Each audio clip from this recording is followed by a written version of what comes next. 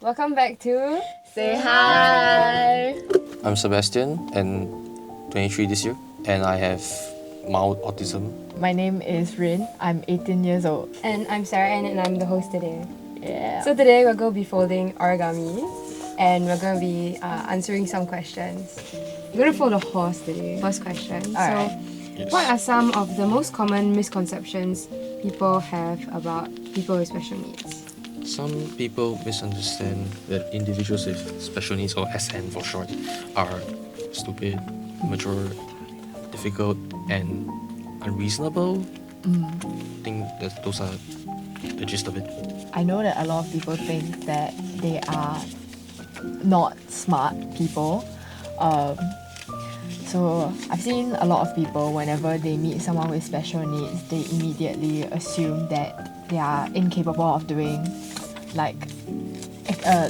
activities. So if whenever we're having a group activity, they'll try to exclude the person, thinking that they're not able to understand instructions, or sometimes they also assume they're a bit frustrating to talk to, so they just leave them out completely. Have you personally experienced or witnessed uncomfortable interactions with between people with special needs and other people?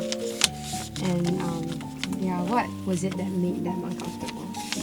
Recently I got to work with someone with special needs in my group project in poly. So we weren't told at first, but we could kind of tell from his behavior a little bit. Like, we didn't straight up tell him, but we did have an idea. But it was an uncomfortable situation where there was a lot of lack of communication. I flared up a bit. So when I was speaking to them, I was quite harsh with my words. I didn't point out anything, but it was just a lot of I've talked to you twice that I want you to do this, but you haven't replied to me, and I wish that you would talk to us rather than go to the teacher immediately. The teacher later on told me that that the person with special needs felt like he was being attacked, which I did not know. It's just that the way I talk when I'm upset was very direct. So it was an uncomfortable situation where he felt that our group was leaving him out. And I do admit that we did initiate conversations without him at times. So it was a lack of empathy and understanding on our part. And I think he was very upset and he felt that he couldn't confide in us. Since I didn't have much experience with people with special needs, I also didn't really know how to go about it. So I'm still learning, yeah.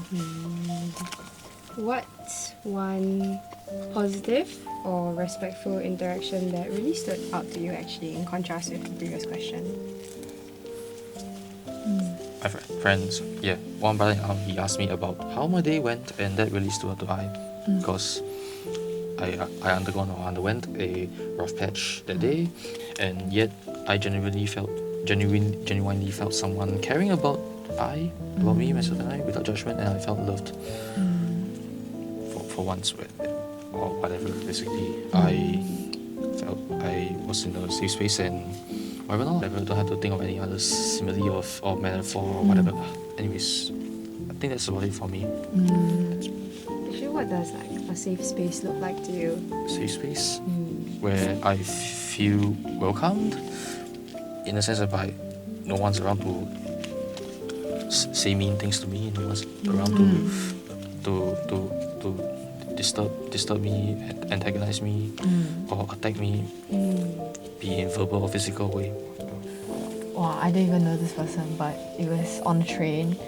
Okay, I was going home from secondary school, and there was a special needs school nearby. I think it's Eden School, I think. But yeah, there was a kid that got onto the bus, and I think they ran off without their caretaker, and they were throwing a tantrum on the bus. And while a lot of people were ignoring them, there was this one lady who went up to the kid and was they tried to talk to the kid, but the kid was a bit hysterical, so she couldn't speak. But I think the lady was really patient, so she stayed with the kid throughout, and they got off the bus later on, so they could contact the caregiver afterwards. But I think it was really sweet because I think nowadays Singaporeans have this like mindset where it's bystander mindset lah. So if it's not related to me, it's not my issue. But I'm sure it was very stressful for that kid on the bus. So I was, yeah, I thought it was really nice that the lady stepped up to like help the kid. Yeah, while no one else did. Yeah. Sebastian, Yes. actually most of the time, like, what are your experiences kind of like when you meet people, how does it usually go? I used to do most of the talking, whereby I was kind of like hogging the conversation for the most part. Oh. And well, this inherently may not necessarily be a bad thing per se. It might generate wrong signals or wrong messages or misinformation or mislead the other parties into thinking that I'm very self-obsessed, I'm very selfish, as in I kind of self-centered in a sense of I don't allow others to speak, as in kind of feels like a monologue or something. Yeah, even though I don't always mean it that way. Or even worse comes to worse, some may even think that I'm insecure, clingy, obsessive, whiny. Those negative stereotypes. But it's fine, no worries. I guess those who associate myself with those who value I, who cherish I, rather than those who promote false images of I. Yeah. As in about those who shun me, of course I kind of shun them back or cut them off from my life. So Yeah, that's good. deleted, gone, blocked, whatever. Yeah. Cut out the negativity from your life. That's what I need to do. So in some sense, I'm kind of, I guess you can say, negative against or negative towards negative people. Ha ha ha ha. Oh, I see. I don't understand the folding thing here. And what am I cutting? I think I got it. Oh no. What am I think cutting? Why am I Wait. cutting my horse? I don't abuse horses. Wait, is this supposed to be cut? What do you think is the most important aspect when it comes to interacting with a person with special needs? I personally find that we always uphold respect, integrity, and seek first to understand. Also, avoid judgments, unnecessary assumptions, and stereotyping.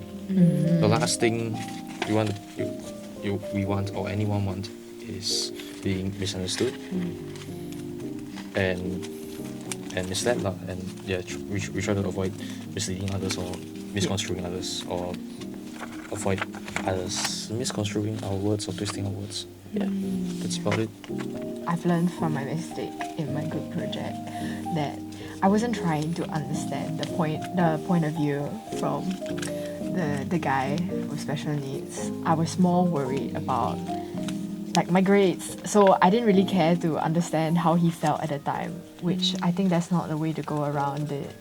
So I think be more understanding. Like they're a little bit different. They need more time. They need more empathy, which is what I failed to give.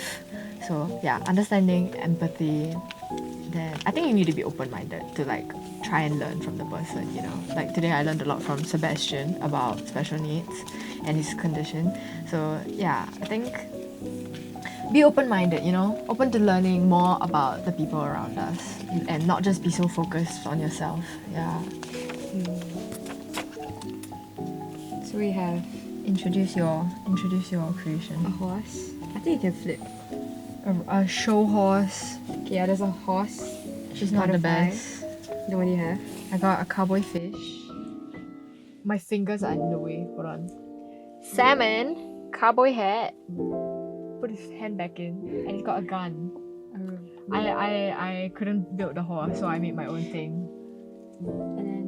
And also, the horse kind of has a beanstalk-like structure, or more like some loose saddle. He's sprouting. It's a plant horse. Wonderful. Kind a mutant or whatever. Okay, that's our beautiful creations. Yay. Yay! Oh, okay, well, that goes my fish. Okay, yeah, thank you guys so much for coming here today and sharing. And yeah, let's not be afraid to Say hi.